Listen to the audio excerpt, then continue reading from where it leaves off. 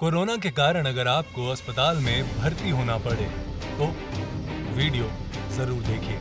Corona corona corona, जिसका नाम सुनते ही लोग डरने लगे हैं। किसी को खांसते हुए या छींकते हुए देख ले, भाई बस भागने जैसी नौबत आ जाती कि इसे कोरोना ना हो। लेकिन ऐसे में अगर आपको हो जाए कोरोना और होना पड़े अस्पताल में भर्ती, तो क्या क्या होगा आपके साथ, जानने के लिए ये वीडियो आखिर तक देखिए। दुनिया भर में कोरोना की दहशत थमने का नाम नहीं ले रही। लगभग 4 लाख से ज्यादा लोगों की मौत हो चुकी है और ऐसे में हर किसी का सुरक्षित रहना, सेफ रहना बहुत जरूरी है। और अगर आपको अपने अंदर कुछ ऐसे सिम्टम्स दिखाई दे तो आपको क्या करना होगा? सबसे पहले तो सावधान हो जाना होगा, क्योंकि हो सकता है कि आपको भी कोरोना हो। अगर आपको सांस लेने में दिक्कत हो रही है, गले में दर्द महसूस कर रहे हैं, खांसी या जुकाम भी है, या फिर सीने में तेज दर्द बढ़ रहा है और आपके चखने यानी कि टेस्ट लेने की और सुनने की इंद्रियां काम नहीं कर पा रही, तो समझ लीजिए आपको भी हो सकता है कोरोना। और ये सब लक्षण अगर आपको दिखाई दें तो अपने पास के हॉस्पिटल में जरूर और जल्दी से जांच करवाएं। और अब बात करता हूं, अगर आपको कोरोना की वजह से अस्पताल में एडमिट होना पड़ा तो कैसे होगा आपका इलाज। सबसे पहले तो अगर आपको ऐसे लक्षण महसूस हो रहे हैं तो अपने डॉक्टर से फोन पर कांटेक्ट करें या स्थानीय अस्पताल या अपने नियरेस्ट हॉस्पिटल में जाकर सलाह लें, क्योंकि हो सकता है कि उस अस्पताल में कोई बेड खाली ना हो और उसकी वजह से आपको किसी और हॉस्पिटल में जाना पड़े। एक बार भर्ती होने के बाद आपकी जांच शुरू कर दी जाएगी। तो सबसे पहले वहां जाके होगा क्या, ये सुनिए। सबसे पहले आपके खून का सैंपल लिया जाएगा, इसके बाद आपके फेफड़ों की जांच होगी और शरीर में ऑक्सीजन का लेवल चेक किया जाएगा। अगर ऑक्सीजन का लेवल कम है तो आपको 2 नालियों के द्वारा ऑक्सीजन दी जाएगी। ये नलियां सीधी या मास्क के थ्रू आपकी नाक में जाती हैं। इसके बाद आपके सीने का एक्सरे या सीटी स्कैन किया जाएगा, ताकि डॉक्टर को ये पता चल सके कि आपके फेफड़े के किस हिस्से में जलन की समस्या है। सीटी स्कैन एक ऐसा प्रोसेस है जिसके द्वारा बिना किसी दर्द के कंप्यूटर के थ्रू आपके शरीर की क्रॉस सेक्शनल छवि मिलती है। दरअसल सीटी स्कैन करने वाली मशीन काफी बड़े आकार की होती है, जिसमें एक गोल आकार का टनल होता है। आपको एक टेबल पर लेटना होता है और फिर ये टेबल धीरे धीरे इस टनल के अंदर चला जाता है और गेंट्री नाम की रिंग आपके चारों तरफ घूमती रहती है, जिससे आपका एक्सरे लिया जाता है और साथ ही ये जानकारी कंप्यूटर पर साफ साफ दिखाई देती है, जिससे डॉक्टर इस बात का अनुमान लगाते हैं कि आपको कोरोना संक्रमण है या नहीं। अब क्योंकि कोरोना की कोई दवा अभी तक नहीं आई, इसलिए इससे लड़ने की सबसे बड़ी जिम्मेदारी किसकी है? आपकी और आपके शरीर की और आपके शरीर के अंदर इम्यून सिस्टम की।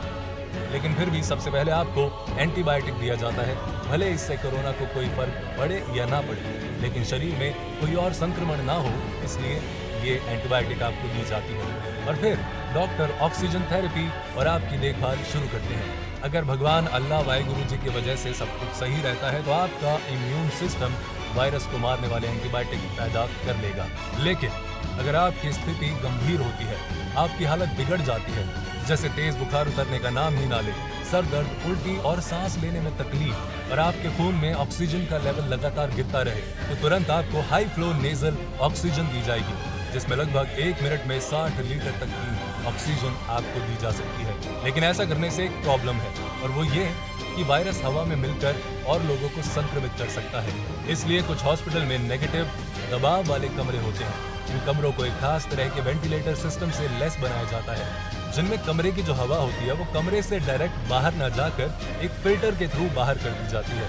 अगर हाई फ्लो नेजल ऑक्सीजन का तरीका काम ना कर पाए तो आपको मैकेनिकल वेंटिलेशन पर रख दिया जाएगा। आईवी के जरिए आपको दवाइयां दी जाएंगी। मैकेनिकल वेंटिलेशन का पहला चरण एंडोट्रेकियल इंट्यूबेशन होता है। इसका मतलब ये है कि जब आप सो जाते हैं तब लैरिंगोस्कोप नाम के उपकरण का इस्तेमाल किया जाता है, जिसका काम एंडोट्रेकियल ट्यूब को उसकी सही जगह पहुंचाना होता है। इसमें होता क्या है कि आपके सर को पीछे की तरफ झुकाकर लैरिंगोस्कोप को आपके मुंह के जरिए आपके दांतों से बचाते हुए आपके गले तक पहुंचा दिया जाता है। इसके बाद डॉक्टर आपके लैरिंग की रक्षा करने वाली एपिग्लोटिस को ऊपर की ओर उठाते हुए इस ट्यूब को उसकी सही जगह तक पहुंचाते हैं। फिर इस ट्यूब के अंतिम सतह पर चारों तरफ एक गुब्बारा फुला देते हैं, ताकि ये ट्यूब अपनी सही जगह से हिल ना सके। इसके बाद वो लैरिंगोस्कोप को आपके मुंह से हटाने के बाद इस ट्यूब को आपके मुंह के कोने में चिपका देंगे। इसके बाद आपके फेफड़ों को एक खास बैग की मदद से फुलाकर फेफड़ों के दोनों ओर से आने वाली सांस को सुना जाएगा। ताकि ये पता लगाया जा सके कि ये ट्यूब सही जगह यानी कि आपके सांस की नली के निचले हिस्से में लगी है या नहीं। इसके बाद इस ट्यूब को मैकेनिकल वेंटिलेटर से जोड़ दिया जाता है, जिसमें एक खास किस्म का पंप होता है ताकि आपको मैक्सिमम टू मैक्सिमम ऑक्सीजन मिल सके। फिर वेंटिलेटर को चेक करने के लिए आपके शरीर के ऑक्सीजन और कार्बन डाइऑक्साइड का स्तर उसकी जांच की जाती है। वैसे मैं आपको बता दूं कि डॉक्टर डेनिस कैरल के अनुसार वेंटिलेटर का ज्यादा लंबे समय तक इस्तेमाल एक मरीज के लिए घातक सिद्ध हो सकता है।